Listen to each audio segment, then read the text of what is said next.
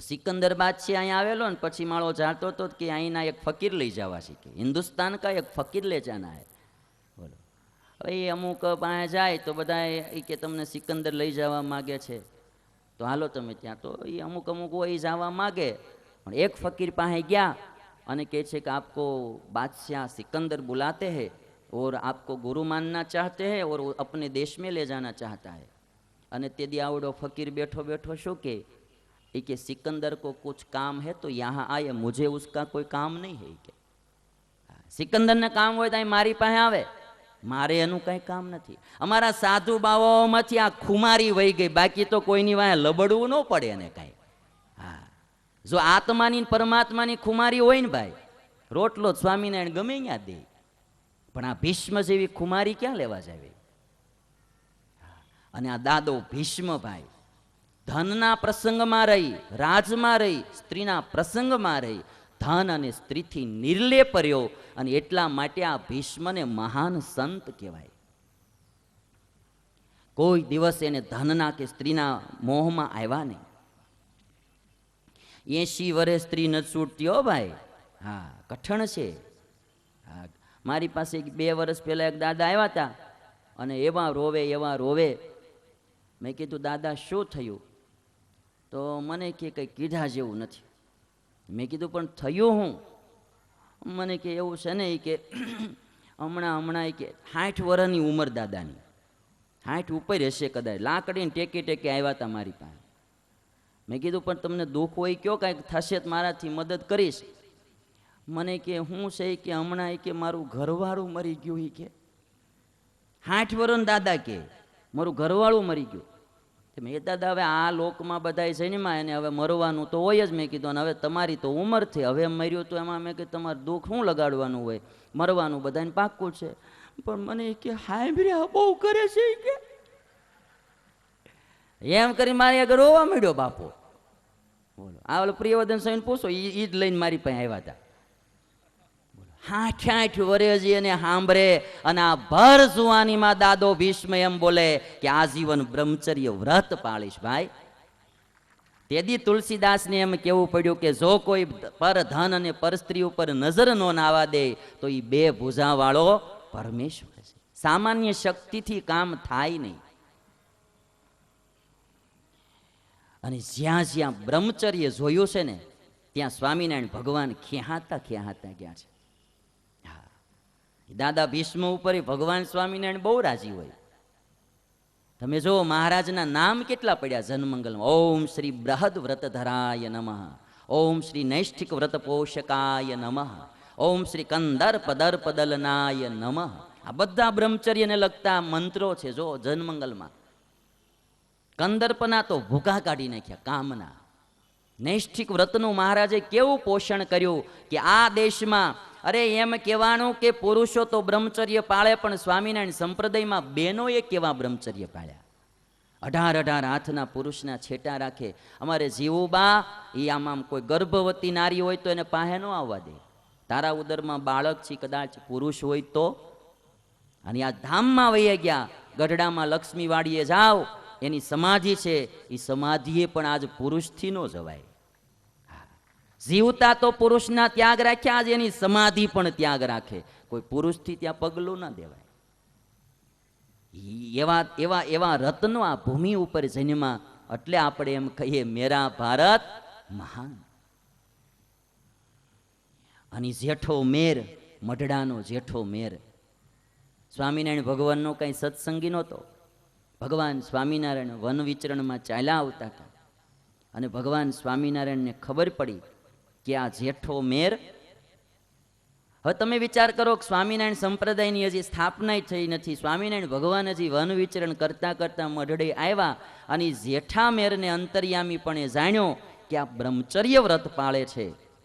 બંને પતિ પત્ની દર જન્મમાં ભેગા જન્મે ને 2 પતિ પત્ની બ્રહ્મચર્ય પાળે. 100 જન્મ થા બ્રહ્મચર્ય વ્રત પાળતા આવતા હતા. એ જોઈને સ્વામિનારાયણ ભગવાન જેઠા મેરને દર્શન દેવા માટે ગયા. એ બોલાવો તોય આવે નહીં અને અહીંયા વગર બોલાવે હામે હાલીને જાય. હા, એ ભગવાનની કરુણા છો. બિહારીલાલજી મહારાજે હરિલીલામૃતમાં લખ્યું જેઠા મેર ઉપર કરી મેર, જેઠા મેર ઉપર કરી જેઠા મેર ઉપર કરી મેર,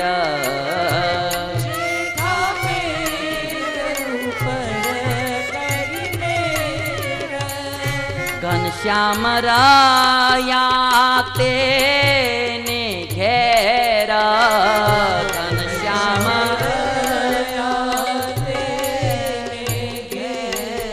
હો ઘનશ્યામ રાયા તેને ઘેર, ઘનશ્યામ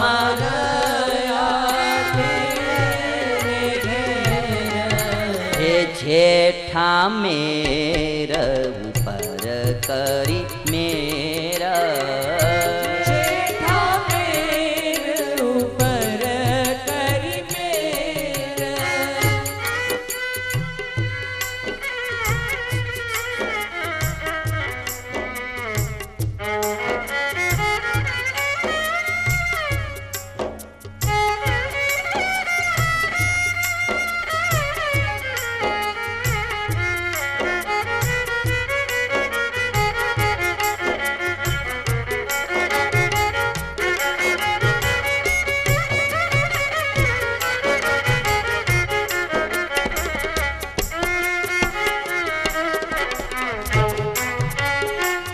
ભગવાન એને ઘરે ગયા હું કરવા? વગર આમંત્રણે ગયા, એની ઉપર મેર કરી. એનું કારણ શું? બિહારીલાલજી મહારાજ બતાવે. હે તેને સેવા સજી ઘણી સારી, તેને સેવા સજી ઘણી સારી, અને પાળે નિષ્કામ વ્રત નર નારી, પાળે નિષ્કામ વ્રત નર નારી, હો પાળે નિષ્કામ વ્રત નર નારી, પાળે નિષ્કામ વ્રત નર નારી. ભગવાન સ્વામિનારાયણ જેઠા મેરનું અને એના પત્નીનું નિષ્કામ વ્રત જોઈ અને ભગવાન એની ઘેર ગયા છે. મધ્યનું 33મું વાંચો. સ્વામિનારાયણ ભગવાન કે અમે આ ગઢડામાં રોકાણા છીએ, તમારું નિષ્કામ વ્રત જઈને જોઈને રોકાણા છે. વિચાર કરવો જોઈએ આપણે બધાએ. સ્વામિનારાયણ ભગવાન ગાફ ગામમાં ગયેલા અને ત્યાંની અવલબાઈ દીકરી બહુ ડાય, સરસ ધર્મ નિયમ પાળે, ભગવાનનું ભજન કરે. મહારાજ ગયા તો કહે છે કે મહારાજ આજ મારે ઘેર જમવા આવો. મહારાજ કે તું થાળ બનાવજે, અમે જમવા આવશું. સ્વામિનારાયણ ભગવાન બપોરે એમના ઘરે જમવા ગયા. તમે જોજો ઘટના. હવે આ બાજુ થયું કેવું કે અવલબાઈ થાળ કરવા ગઈ ને, ત્યાંની માતુશ્રી કહે છે કે બેટા તું તો ઘણીવાર થાળ કરીને ભગવાનને જમાડ છો, આજ મને થાળ કરવા દે ને, હું રસોઈ કરું અને મારા હાથનું ભગવાન જમે. દીકરીએ કીધું સારું બા તો તમે કરો. અને એના માતુશ્રીએ રસોઈ કરેલી. ભગવાન આવ્યા, જમવા બેસાડ્યા. એ જમવા બેઠા, થોડુંક મહારાજ જમ્યા, ઊભા થઈ વાડામાં જઈ અને ઉલટી કરી નાખી. ઉલટી થઈ ગઈ એટલે અવલબાઈ આવ્યા અને મહારાજને કહે છે કે મહારાજ જરૂર કંઈક ખાવામાં આવી ગયું લાગે છે. સ્વામિનારાયણ ભગવાન કહે છે કે બેટા ખાવામાં કાંઈ નથી આવ્યું, તો ઉલટી કેમ થઈ? તારી માતુશ્રીએ થાળ બનાવ્યો ને એના વર્તમાન સારા નથી, એટલે અમે અન્નને ઉલટી થઈ ગઈ. કે એનું વર્તમાન સારું નથી, કે એના નિષ્કામ વર્તમાન. મહારાજે ત્યાં કીધું કે અમને બ્રહ્મચારીના હાથની કરેલી સેવા બહુ ગમે, મૂળજી બ્રહ્મચારી, કારણ કે નિષ્કામી પુરુષ છે. બેટા સાંજે તું થાળ કરજે, હું ફરીને જમવા આવીશ. અને ભગવાન તેથી સાંજે અવલબાઈનો હાથ થાળ જમવા આવ્યા, હાથે બનાવેલો, પણ એની માતુશ્રીના બનાવેલા થાળને ઉલટી કરી નાખી. વિચાર કરો, ભગવાનને બ્રહ્મચર્ય પાળી કેટલા ગમે છે અને બ્રહ્મચર્ય ન પાળી કેટલી એની પ્રત્યે નફરત છે, એ આ પ્રસંગો દ્વારા જાણો. ત્યાગીએ ત્યાગીની રીતે, ગ્રહસ્થે ગ્રહસ્થની રીતે બ્રહ્મચર્ય પાળવું જોઈએ. ગ્રહસ્થમાં દરેકે પોતાની પત્ની સિવાયની દુનિયાની દરેક નારી એના માટે મા, બેન અને દીકરી સમાન હોવી જોઈએ. અને દરેક બહેનો માટે પોતાના પતિ સિવાયના બીજા દરેક પુરુષો એને ભાઈ, બાપ અને દીકરા સમાન હોવા જોઈએ.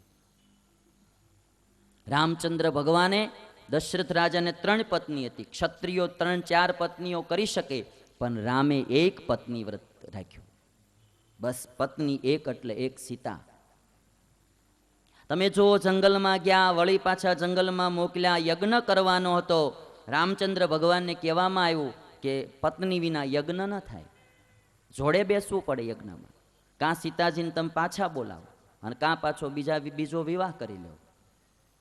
રામચંદ્ર ભગવાન તો મર્યાદાના પાલક પુરુષ, એ કે હું સીતાજીને પાછી પણ ન બોલાવું અને હું બીજો વિવાહ પણ ન કરું. 1 પત્ની વ્રત. સીતા એ જ મારા પત્ની, બાકી દુનિયામાં હવે બીજી કોઈ પત્ની નહીં. અને પૂતળું સીતાજીનું બેહાડ્યું અને યજ્ઞ કર્યો, પણ રામચંદ્ર ભગવાને બીજો વિવાહ ન કર્યો.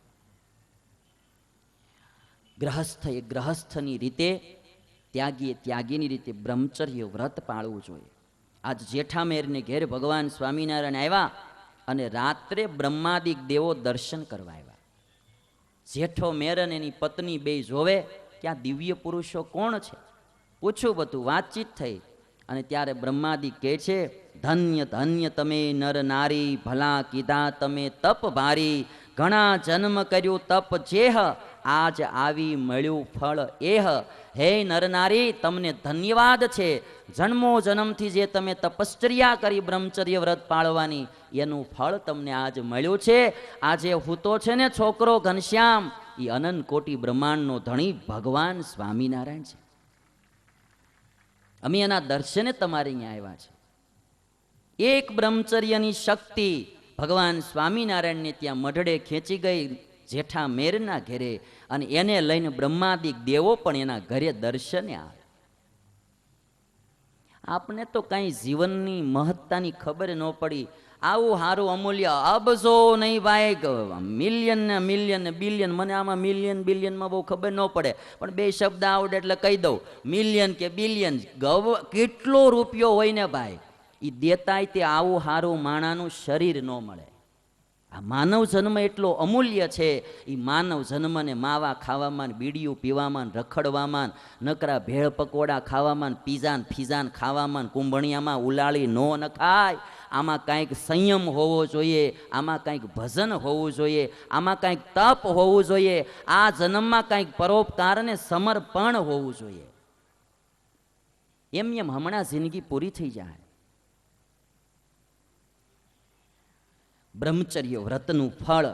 અને એટલા માટે વિહારીલાલજી મહારાજે કીધું કે આ દુનિયામાં તપ ઘણા છે, પણ બ્રહ્મચર્ય જેવું કોઈ મોટું તપ નથી. લીધા તપસ્વી બહુતા જગમધ્ય જોઈ, નિષ્કામ તુલ્ય તપ તો ન ગણાય કોઈ. જો બ્રહ્મચર્ય વ્રત કોઈ અખંડ પાળે, તો પાપ પૂર્વ ભવના સઘળા પ્રજાળે. જો કોઈ બ્રહ્મચર્ય વ્રત પાળે, બહુ તપસ્વી જોઈ લીધા, પણ જો બ્રહ્મચર્ય પાળનારા તપસ્વી તો બહુ ઓછા હોય ભાઈ. અને જો બ્રહ્મચર્ય પાળે તો એના પાપ બળીને ખાખ થઈ જાય. પણ વિહારીલાલજી મહારાજ કે આવું બ્રહ્મચર્ય પાળવું ની બહુ દુર્લભ છે. બધાનું આ કામ નથી, કઠણ કામ છે. રાજ્યાદિ છોડી કરવો વનમાં નિવાસ, કે અન્ન છોડી કરવા ઉપવાસ માસ. તે તો કદાપી જન કોઈ થકી કરાય, સંકલ્પ કામ સુખનો ન તજો તજાય. અદ્ભુત શાસ્ત્રો ભાઈ જો હે. એ કદાચ રાજ્ય છોડવું હોય ને તો છોડી દેવાય, વનમાં જઈને રહેવું હોય તો રહેવાય, અન્નનો ત્યાગ કરવો હોય તો થાય અને માસો ઉપવાસ કરી શકે, પણ કામ સુખના સંકલ્પ છોડવા એ બહુ દુર્લભ છે. અને જો કોઈ માણસ એ બ્રહ્મચર્ય વ્રત પાળે, ક્યારે પાળી શકે તો કહે છે કે ભાઈ એના ઉપર ભગવાનની કૃપા હોય તો, કોઈ સત્પુરુષની કે કોઈ ભગવાનની કૃપા થાય તો એ માણસ બ્રહ્મચર્ય પાળી શકે. બાકી તો ભલ ભલાને પાડી દીધા, બ્રહ્માદિક ને શંકર બધા પડી ગયા ભાઈ, અને બીજાની તો વાત શું કેવી. નારદ જેવા નારદને ગોથલિયા મરાવી દીધા આ કામે તો.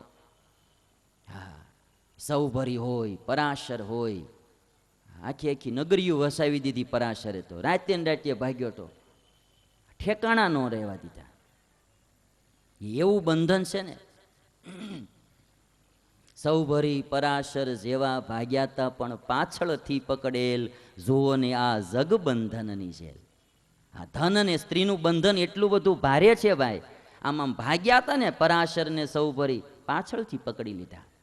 અને એટલા માટે વિહારીલાલજી મહારાજ બોલે, કામે તપસ્વી જનને તપમાંથી પાડ્યા, જોગીશને તરત જોગ થકી જગાડ્યા, બ્રહ્માદિકને પણ ઘણા કફજેત કીધા, કામે મહેશ સરખાય હરાવી દીધા. તો હવે કરવું શું? તો કે કોઈ પ્રભુ કે સંતની કૃપા થાય તો બ્રહ્મચર્ય વ્રત પડે. મયારામ ભાટનું ઘરવાળું મરી ગયું. ભટ્ટને થોડા થોડા ઘાટ સંકલ્પો થયા કરે કે બીજું કરું, અને પાછો સમાજ કીધા કરે, હજી તમારી નાની ઉંમર, બીજું કરી લ્યો, હજી નાની. આ સમાજ પાછો હક ન લેવા દે. મયારામ ભટ્ટને એમ થયું બીજું કરું. એ ગુરુ રામાનંદ સ્વામી પાસે આવ્યા, અને રામાનંદ સ્વામીને કે પૂછીને કરું, ગુરુ જો આજ્ઞા કરે તો બીજું ઘરવાળું કરું. એટલે બેઠા હતા સભામાં, અને રામાનંદ સ્વામી કથા કરતા હતા, અને એવી વૈરાગ્યોની વાતો હાલતી હતી. રામાનંદ સ્વામી કે અમારી પાસે કે કોઈ 3 ફેરા ફરીને આવે અને એમ કે સ્વામી ચોથો ફેરો ફરું કે ન ફરું, તો અમે ના પાડી, હવે ન ફરતો. બહુ ફેરા ફર્યો 84માં, હવે તું ભગવાન ભજી લે, બ્રહ્મચર્ય પાળી, હું ચોથો ફેરો ન ફરવા દઉં. મયારામ ભટ્ટે મનમાં નક્કી કરી લીધું કે આ પહેલી વખતનો ચોથો ન ફરવા દે, બીજી વારમાં આ નહીં પાડે. પૂછવાનું જ માંડી વાળ્યું, હવે ક્યાં નહીં. પણ કામ દોષ બિચારાને પીડ્યા કરે, એમાં રક્ષાબંધનનો સમય આવ્યો, અને મયારામ ભટ્ટે રાખડી રામાનંદ સ્વામીને બાંધી, અને રામાનંદ સ્વામી આશીર્વાદ દીધો કે જા મયા, આજથી એવા ગાઢ સંકલ્પ નહીં થાય. અને એવો બ્રહ્મચર્ય આજીવન એને મયારામ ભટ્ટે પાળ્યું. સંતની કૃપા થાય કે પ્રભુની કૃપા થાય. વડોદરાની સભામાં મુક્તાનંદ સ્વામીને વિદ્વાનોએ પ્રશ્ન પૂછ્યો કે આજ કળિયુગમાં બ્રહ્મચર્ય ન પડે. મુક્તાનંદ સ્વામી કે વાત સાચી, કળિયુગમાં બ્રહ્મચર્ય ન પડે, પણ જે ભગવાનના આશરા વિનાના હોય ને એને ન પડે. જેને ભગવાનનો દ્રઢ આશરો હોય એનાથી કળિયુગમાં પણ બ્રહ્મચર્ય પડે. અને એટલા માટે અહીંયા વિહારીલાલજી મહારાજ લખે, જ્ઞાની બની અધિક જ્ઞાન જીભે કહે છે, તે કામથી બહુ બળતા રહે છે. જેને વિશેષ પુરુષોત્તમની કૃપાય, તેના થકી જ રતિના પતિને જીતાય. જેના ઉપર પુરુષોત્તમની કૃપા હોય એ જ રતિના પતિને, કામદેવને જીતી શકે. અને જો ભાઈ કામને જીતે તો એનો મહિમા કેવો. જે કામથી સુર નરો મુનિ શ્રેષ્ઠ હાર્યા, ગર્વિષ્ઠના ગર્વ તે સર્વે ઉતાર્યા. તે કામને વશ કરે જગમાં રહી જે, સાક્ષાત એ જ જન ઈશ્વર તો કહી છે. જો કોઈ કામને જીતે તો ઈશ્વર તુલ્ય છે ભાઈ. અને આજ અમારો દાદો ભીષ્મ કામને જીત્યો અને બ્રહ્મચર્યની પ્રતિજ્ઞા કીધી. અને પછી જ્યારે એના પિતાજી શંતનું આ વાત સાંભળી અને ત્યારે પિતા શંતનું કહે છે, બેટા તે તો મારા માટે આખું જીવન કુરબાન કરી દીધું. આજ તારો બાપ તને આશીર્વાદ દે છે, ન તે મૃત્યુ પ્રભવિતા યાવત જીવિતુમ ઈચ્છસી. હે ભીષ્મ, ત્વમ યાવત જીવિતુમ ઈચ્છસી તાવત પર્યતમ તવ મૃત્યુ ન ભવિષ્યતિ. જ્યાં સુધી તું ઈચ્છીશ ત્યાં સુધી તારું મૃત્યુ તારી પાસે આવશે નહીં. જ્યારે તું સંકલ્પ કરીશ કે મારે આજ મરવું છે ત્યારે તારું મૃત્યુ આવશે. ત્વત્તો હ્યનુજ્ઞામ સંપ્રાપ્ય મૃત્યુ પ્રભવિતા નઘ. તારી આજ્ઞા લઈને મૃત્યુ તારી પાસે આવશે. તું એમ કહીશ કે હવે મૃત્યુ આવ તેદી આવશે. પિતાનો આશીર્વાદ મળ્યો. હવે આ પિતૃભક્તિ હતી દાદામાં. પછી તમે જો દેશભક્તિ તો હસ્તિનાપુર માટે એને કાંઈ જોતું નહોતું. નહોતો દીકરો, નહોતો કોઈ પરિવાર, પણ હસ્તિનાપુરની ગાદી સુરક્ષિત રાખવા માટે દાદો ભીષ્મ આખી જિંદગી લડ્યો. પિતૃભક્તિ હતી, ગુરુભક્તિ હતી અને એનામાં દેશભક્તિ પણ હતી. એક દુર્યોધન જેવાની આજ્ઞામાં રહી અને દાદાએ 10-10 દિવસના યુદ્ધ કર્યા. હસ્તિનાપુર સુરક્ષિત રહેવું જોઈએ. અને દાદામાં સૌથી શ્રેષ્ઠ પ્રભુ ભક્તિ હતી. જ્યારે પાંડવોએ યજ્ઞ પૂરો કર્યો અને યજ્ઞના એન્ડમાં કોઈ એક સમર્થ પુરુષની પૂજા કરવાની હતી, તો પૂજા કરવી તો પેલી પૂજા કોની કરવી? અને ચર્ચા ચાલી, રાજાઓની કરવી, બીજાની કરવી, ત્રીજાની કરવી. અને તેથી પાંડવોએ પૂછ્યું દાદા ભીષ્મને કે પેલી પૂજા કોની કરવી? અને તેથી દાદા ભીષ્મએ એટલું કીધું હતું કે પેલી પૂજા તો કૃષ્ણની થવી જોઈએ. તમે જોજો એને કૃષ્ણ પ્રત્યેનો ભાવ. પેલી પૂજા તો કૃષ્ણની થવી જોઈએ. દાદા ભીષ્મ કહે છે, દુર્યોધન ઈ ભલે બબડ્યા કરતો, યુધિષ્ઠિર ઈ ભલે રાડ્યું નાખ્યા કરતો, કૃષ્ણ જેવું આ દુનિયામાં કોઈ નથી. અને દાદા ભીષ્મ જે બોલ્યા, જગત સર્વમ ચ વાર્ષ્ણેયે નિખિલેન પ્રતિષ્ઠિતમ તસ્માત સત્સ્વપી વૃદ્ધેષુ કૃષ્ણમ અર્ચામ નેતરા. યુધિષ્ઠિર, આ દુનિયામાં આખું જગત આ કૃષ્ણમાં પ્રતિષ્ઠિત છે. તું આને સામાન્ય ન માનતો, આ ભગવાન છે. પેલી પૂજા એની થવી જોઈએ. અને જો ભાઈ બ્રાહ્મણોમાં જ્ઞાની હોય ને એ શ્રેષ્ઠ ગણાય. ઉંમર જોવાની ન હોય, જ્ઞાતિ જોવાની ન હોય. બ્રાહ્મણમાં જ્ઞાન હોય એ વૃદ્ધ ગણાય. અને ક્ષત્રિયોમાં જેમાં બળ વધારે હોય એ વૃદ્ધ ગણાય. જ્ઞાન વૃદ્ધો દ્વિજાતિનામ ક્ષત્રિયાણામ બલાધિક. પણ જે પુરુષમાં ગુણ હોય એ ગુણિયલ પુરુષ તો બધા પુરુષોમાં વૃદ્ધ ગણાય. ગુણ વૃદ્ધાન અતિક્રમ્ય હરિરર્ચતમો મતા. આ કૃષ્ણમાં એવા ગુણ છે, માટે તમે એની પૂજા કરો. પ્રભુ ભક્તિ પણ દાદા ભીષ્મમાં ગજબની હતી. અને દાદા ભીષ્મએ તેથી હસ્તિનાપુરમાં ઈ ડંકો બેહાડી દીધો કે ગુણિયલની પૂજા થવી જોઈએ, ગુણ વિનાના માણસોની નહીં. આજે સમાજમાં શું થયું? ગુણિયલ બિચારા વાહે ઢવડાણા કરે, ગુણ વિનાના બધા મોર થઈ ગયા. એટલે આ સમાજ ક્યાં જાશે એ કઈ નક્કી નહીં. એક પણ ગુણ સારો ન હોય ને એવા પુરુષોના એટલા વખાણો થતા હોય સ્ટેજ ઉપરથી. અને ગુણિયલ પુરુષોનો કોઈ ભાવ ન પૂછે. ધનવાન હોય, સત્તાવાન હોય, એમાં સેજે સાધુતા ન હોય, સજ્જનતા ન હોય, પ્રામાણિકતા ન હોય, અને એના લોકો વખાણ કરતા હોય. અરે એ તો કેવું બોલ્યા, અમૃત જેવું બોલ્યા, એમ બોલે. અને કોઈ સારો ગરીબ માણા હોય, સજ્જન પ્રામાણિક નીતિમાન માણા હોય, અને એ બોલે, લોકો એવું કહે છે હવે એ તો બોલ્યા કરે બિચારા. દુનિયાની કોઈ તાકાત આની આગળ ન આવે. દુનિયામાં દેશો 200, 250, પણ કોઈ આ દેશને માં નથી કહેતું. આ દેશની પ્રજા આ ભૂમિને ભારત માતા કહીને પોકારે છે. આ સ્વર્ગભૂમિ છે. પણ ગુણિયલ માણસો આગળ આવતા જ નથી. સંપ્રદાયોમાં આપણે જોઈએ ગુણ વિનાના એટલા મોરમોર દોડ્યા જતા હોય, ગુણિયલ બિચારા વાહે ઢસડાતા હોય. કોઈ દી સંપ્રદાયના વિકાસ ન થાય. રામાનંદ સ્વામીએ સહજાનંદને ગાદી શું કરવા સોંપી? હજી 18-20 વર્ષનો છોકરો હતો. મોટા મોટા મુક્તાનંદ સ્વામી આદિ સાધુ કેટલા ગુણ જોઈને ગાદી સોંપી હતી. ગુણ વિનાનો પુરુષ ગાદીએ આવશે ને તો એ કોઈ દી પ્રગતિ નહીં કરી શકે. આજ દાદા ભીષ્મએ દાખલો બેહાડ્યો કે ગુણિયલની પહેલી પૂજા થવી જોઈએ. કૃષ્ણ ભલે રાજા નથી પણ કૃષ્ણની પૂજા થવી જોઈએ. અને યજ્ઞમાં કૃષ્ણની પૂજા કરાવડાવી. અને દાદાની જે ભગવાન પ્રત્યેની નિષ્ઠા ને ભક્તિ તો તમે જુઓ ભાઈ.